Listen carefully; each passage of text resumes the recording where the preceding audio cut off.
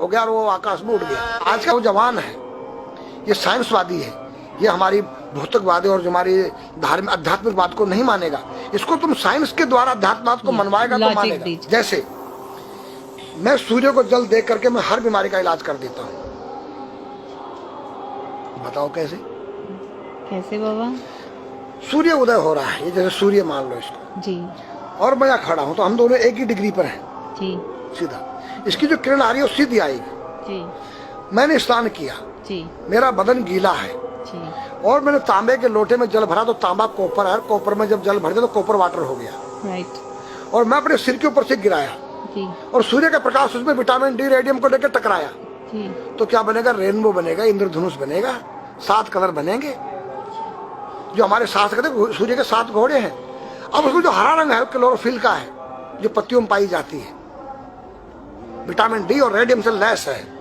वो मेरे मस्तक पे, मेरी आंख पे, मेरे कंठ पे, मेरे हृदय पे, मेरे फेफड़े पे, मेरे लीवर पे, मेरे पित्त पे, मेरे आमाशय पे, मेरे गुर्दों पे जब वो गिरेगा क्या करेगा? ऐसे 6 रंग कलर और बचे हैं, बैंगनी है, ऑरेंज है, नीला है। तो ये क्या करेंगे? किस चीज के प्रतीक है? जब हरा रंग क्लोरोफिल का है और डॉक्टर कहता हरी पत्तियां खाओ, सब्जियां खाओ, उसमें आपको आयरन मिलेगा। तो अब वो जो विटामिन डी से जो हरा रंग पैदा हुआ है सूर्य की किरण से कॉपर वाटर में, वो क्या करेगा? कोई वैज्ञानिक बताए तो सही मुझे। एक अमेरिका का चेला है, एक रूस का है, वो मेरे भक्त बने हुए हैं। हरिद्वार में क्या वो कोई जल दे रहा होगा सूर्य को, वो भी अपने ऐसे से फेंक रहा है, मैं बैठा देख रहा हूँ ये क्या कर रहा है। मैंने उसको बुलाया तो मैंने यही फार्मूला उसको समझाया। वो मेरा शिष्य बनेगा, बोला ओ ये तो साइंस। मस्तिष्क पर तिलक क्यों लगाते हो इस जगह पर? पहले लगता है पीला, फिर लगता है लाल, फिर लगता है सफेद। 3 कलर क्यों लगते हैं? काला क्यों नहीं लगता? चौराहे पे 3 बत्तियां हैं, जी देखा होगा। जी। लाल क्यों है? फॉर डेंजर स्टॉप, खतरा है, या डेंजर, खड़े हो जाओ, खतरा है। जी।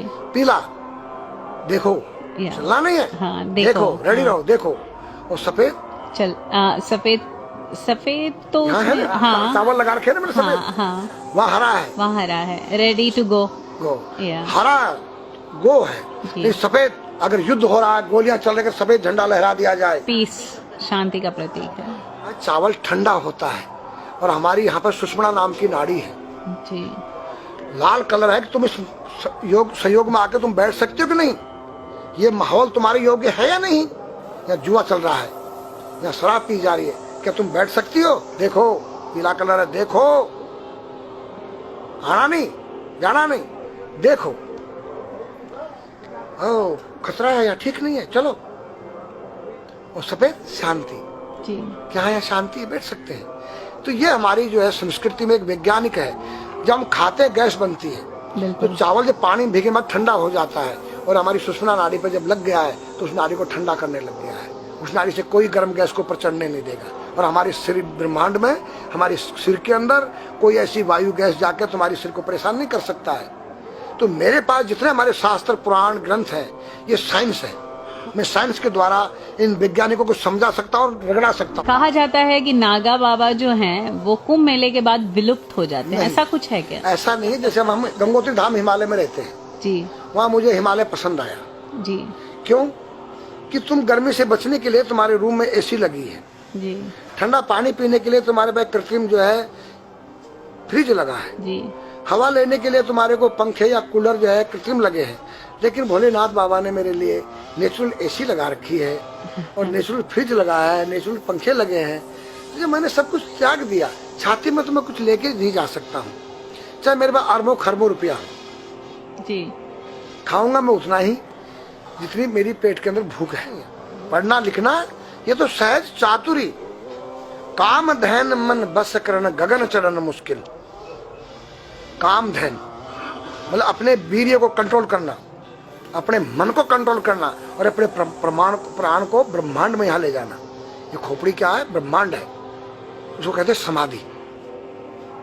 सारे शरीर के प्राणों इकट्ठा करके इस ब्रह्मांड में मस्तिष्क में ले जाके बैठ जाना, जिसको ब्रह्मरंध्र कहते हैं, उस गुफा के अंदर। ये 3 वस्तु मुश्किल है, बाकी सब आसान है। अपरिग्रह मतलब उतना रखो जितना तुम्हें आवश्यकता है, अधिक मत रखो।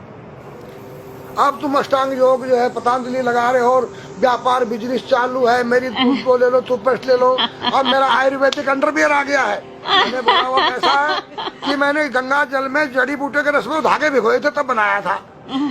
और मेरा दावा है कोई कितना योग कर ले कोई स्वस्थ नहीं रह सकता है, क्यों? खान पीन तुम्हारा केमिकल, वायु में तुम्हारा केमिकल, पानी में तुम्हारा केमिकल। अब जो तुम आरओ का पानी नहीं पी रहे हो उसके पानी के गुण ही नष्ट हो गए सब। उत्तर को सिर करके सोना क्यों मना किया है साइंस ने? हमारे शास्त्र मना करते हैं। हम उत्तर को सिर करके सोएंगे, दक्षिण को पैर करके। हम जब उठेंगे तो हमारी दृष्टि कहां? दक्षिण की तरफ जाती है। दक्षिण में यम का वास होता है। और जब दक्षिण को सिर करके सोएंगे तो हमारा मुंह उत्तर को जाएगा। उत्तर हिमालय है, भगवान शिव का कैलाश है। साइंस कहता है कि पृथ्वी के उत्तर ध्रुव दक्षिण ध्रुव है। पृथ्वी कैसी है पता है? तेरा सिर, सेम तेरा चेहरा 23.5 डिग्री के अंश पर है। ये थोड़ी सी चुटिया नाप लेना अपनी प्रकार लेकर के। तुम भी नाप लेना, तुम भी नाप लेना, मैं भी नाप लूँ चाहे। ये थोड़ी सी चुटिया 90 पर नहीं है, ऐसे तिरछी झुकी हुई है। ये चुटिया ये थोड़ी है 66.5 डिग्री कोण बनाती है। तो ये जो चुंबकीय मैग्नेट पावर है उत्तर से नॉर्थ से साउथ तक, हम जब सिर उत्तर की तरफ करेंगे तो ये नॉर्थ है, वो नॉर्थ है। नॉर्थ को नॉर्थ धक्का मारेगा तो तुम्हारे दिमाग में और तुम्हारे हार्ट में डिस्प्रोजन होगा और बैलेंस बिगाड़ेगा। इसलिए साइंस भी कहता है कि उत्तर की ओर सिर मत करो, और हमारे शास्त्र भी कहते हैं कि उधर मत करो, नीचे उधर दक्षिण की तरफ यम का वास है, उनकी तरफ दृष्टि पड़ती उठते ही। मतलब एक कहने का फर्क है, एक चीज एक ही है। आज हमारे पास योग की विद्या थी वो गायब हो चुकी है। अब तो जो थोड़ा सा कोई एक चूहा था वो दुकान में गया, उसको एक हल्दी कंकर मिल गया, बोला हम पंसारी हो गया है। हल्दी मिल जाने से पंसारी बन गया। जो पीटी स्कूल में कभी किया होगा आप लोगों ने, पढ़ा होगा स्कूल हाँ में, जी। उसी को योग कह रहे हैं। योग क्या है? भगवान कृष्ण के पास था, उज्जैन गए थे संदीपनी ऋषि के पास सीखने के लिए। एक ही समय में 16,808 राणियों के साथ बात कर रहे हैं, अलग अलग रूप में। योग से अनेक रूप बन सकते हैं। योग हनुमान जी के पास था।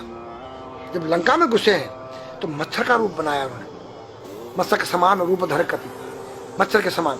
जब सीता के पास गए छोटे से बनकर तो पूछा क्या तेरे जैसे ये सब? कि हाँ। फिर तो श्रीलंका पे विजय पाना असंभव है। तो हनुमान ने पहाड़ का जैसा रूप दिखाया, हिमालय जैसा। सर्जविन करना, अपने प्राण को निकाल के मुर्दे में डाल देना, उसको प्रकाया प्रवेश कहते हैं। जो आज है ही नहीं, लुप्त हो गई। जो जानता है उसने किसी को बताता नहीं।